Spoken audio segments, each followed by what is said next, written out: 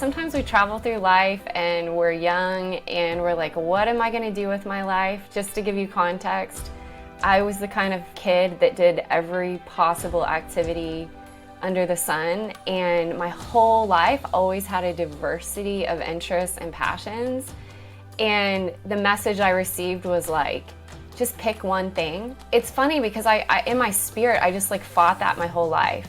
I say that because what I'm doing now is the culmination of all of my gifts, all of my talents in one creative, messy package. So the backstory really is that I was a missionary for several years. I worked with different mission agencies globally. I worked across Europe and Africa and the UK in particular. My travels just ignited something in me. I kind of became really passionate about following God into unknown places. There's people that are fearful about the unknown, and I'm not saying I don't have those moments, but I kind of get really, really excited about the unknown. It's kind of like a blank canvas with a lot of possibility. I launched this ministry called The Hope Adventure. It actually started out as a podcast by the same name. It started with the idea of sharing stories of hope of God at work around the world. And so out of the podcast, I launched what I thought was going to be the Hope Adventure, which was me running retreats and leading worship and singing and preaching and doing all sorts of things. But then as soon as I launched it, I felt like the Lord said, like, no, I want you to like strip back and take everything off the table. And then he basically said, I want to take you on the Hope Adventure first.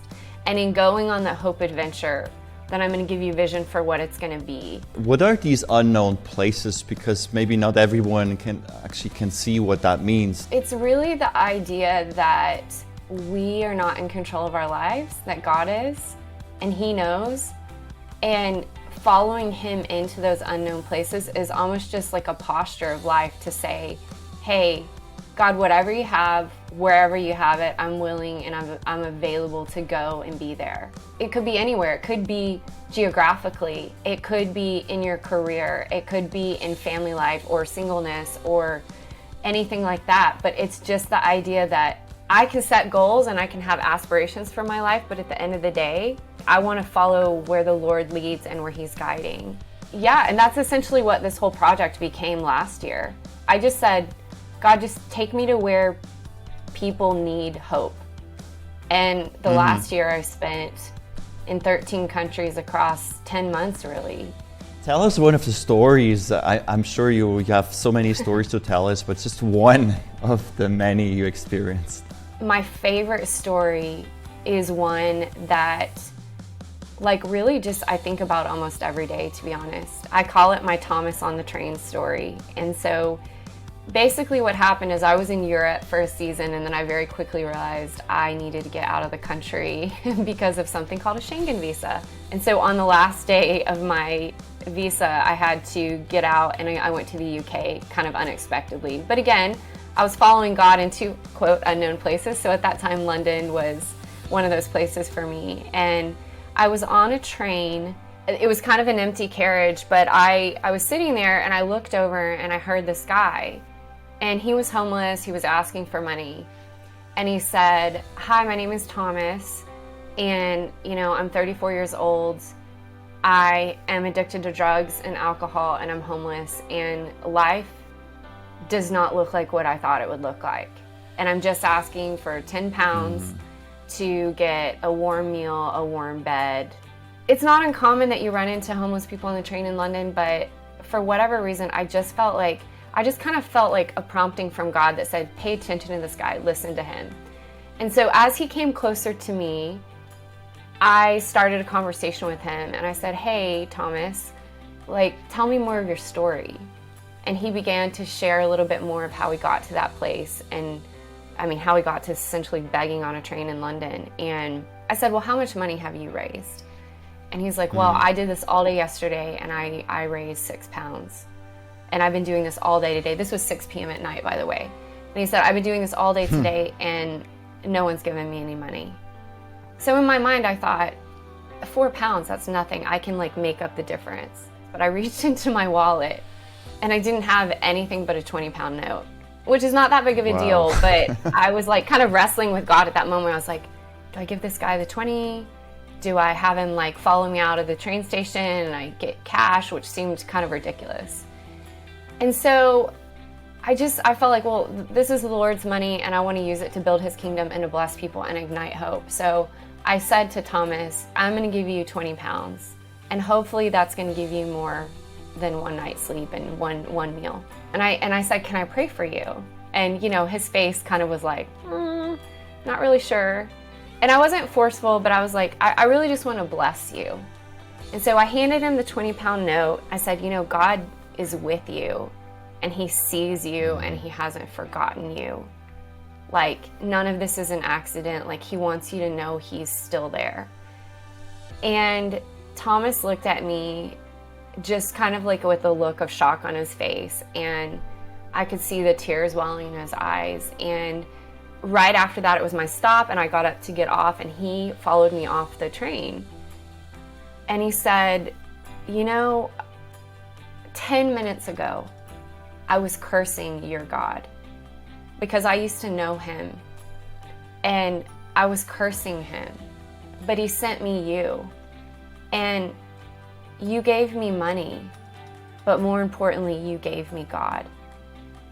And he began to just weep in the train station. And we had an exchange. I gave him some information. But when I walked away from that moment, here was the kind of massive revelation that I had. It was, how many people are walking around cursing God that we have no idea under their breath. They're angry, they're bitter, they're resentful, they've had a lot of disappointments in their life. The other thing is that I watched him go from like disdain to wonder. In that moment, I was like, that's so simple. All of us can have that role of like, it's almost like tapping somebody on the shoulder and just like saying, hey, look, there's God over there. And so his face went from this place of like, to like, is God real? Is he really with me? And I realized that posture pivot from disdain to wonder is like, wonder is the beginning of worship. When we ask a question, oftentimes that is the beginning of transformation in our lives. It's the beginning of a search, of a journey. I mean, how many times in your life have things changed because you asked yourself a question or someone else asked you a question? That's an amazing story. And what I love, Bethany, is that, well, you responded to God's calling.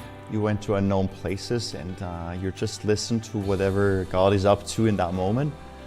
And you're such a good example of someone who found meaning in what you're doing and significance and joy, actually. You say you invite people to discover God as their greatest adventure, and I think that's exactly what you are experiencing. I don't think necessarily people describe a relationship with God as an adventure, but like, I'm an adventure junkie. I love to travel. I like adrenaline, high adrenaline. I went sledding 2 days ago in Alpenstadt, which I'm probably ruining. The way I say it is wrong, but I'm in Switzerland right now. And yeah, I went down this alpine sled and I always get really annoyed when I go down those because I always get stuck behind really slow people. And I'm the kind of person that puts the like handle all the way to the front, which means you go like flying down the mountain. And that's kind of how I see the journey with God. Like, it's an adventure. You don't know what's coming up around the curve. You don't know when you're gonna have to pull on the brake or go fast. But yeah, discovering God as your greatest adventure, what that's about is like, just lean into God. He knows. He'll lead you, he'll guide you, he'll provide for you. He's the one who created you, so like your purpose will become more clear.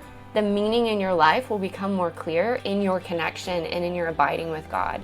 And that is the greatest adventure of life, I believe, so.